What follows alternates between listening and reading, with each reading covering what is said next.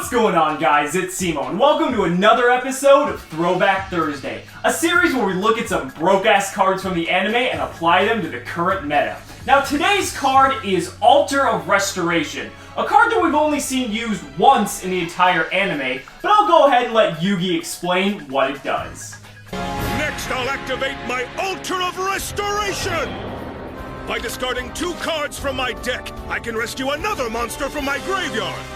Now, I know that this card isn't as broken as some other cards we've discussed on the series, like Mischief of the Time Goddess or Card of Sanctity, but Altar of Restoration is broken in its own unique way, and I'm going to explain why. So, by banishing the top 2 cards of your deck, you get to add any fucking card from your graveyard to your hand. Now, Konami is very stingy with cards that actually allow you to do this for the most part, because, I mean, we had Magician of Faith on the ban list for how long until it finally got unlimited because the format was so fast and it evolved to such a pace where Magician of Faith was completely irrelevant. We've had cards like Magic Stone Excavation, which you're ditching 2 cards, taking a -2 when you count the excavation, just to add 1 card back.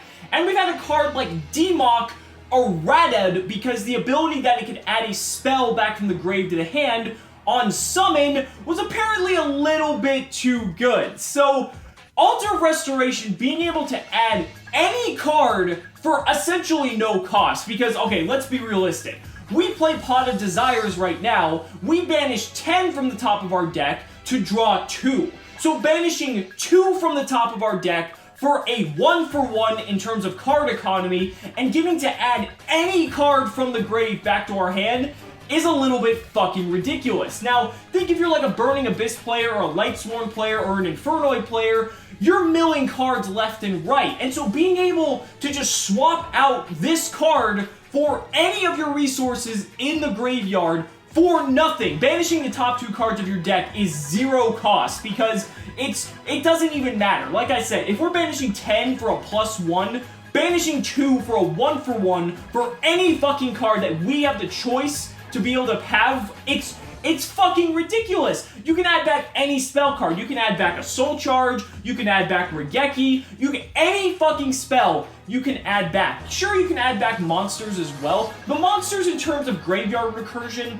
are a lot more common to come by. You know, we have something like Dante, which has been recurring monsters for the last few years, so obviously monster recursion is in no short supply. But Altar of Restoration now allows any deck to run this card if they want any power card that they've already used in the game back in their hand. Now, I guess that's where the downside of this card comes in, because Altar of Restoration is basically reliant on what cards you have in your graveyard. You know, it's not a card that you can really activate turn 1 unless you've already done a bunch of other stuff prior.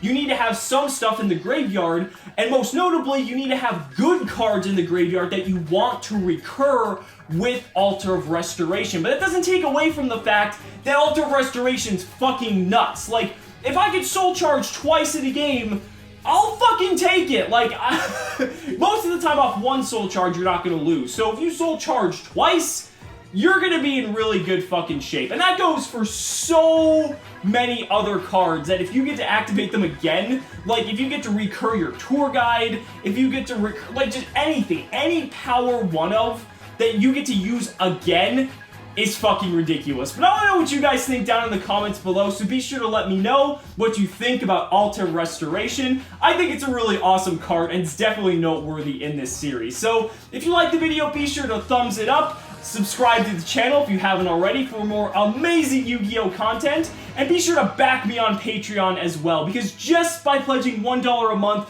you're investing in my ability to bring you amazing Yu-Gi-Oh! Content 4 to 5 times a week. So thank you guys so much again. We'll see you next time.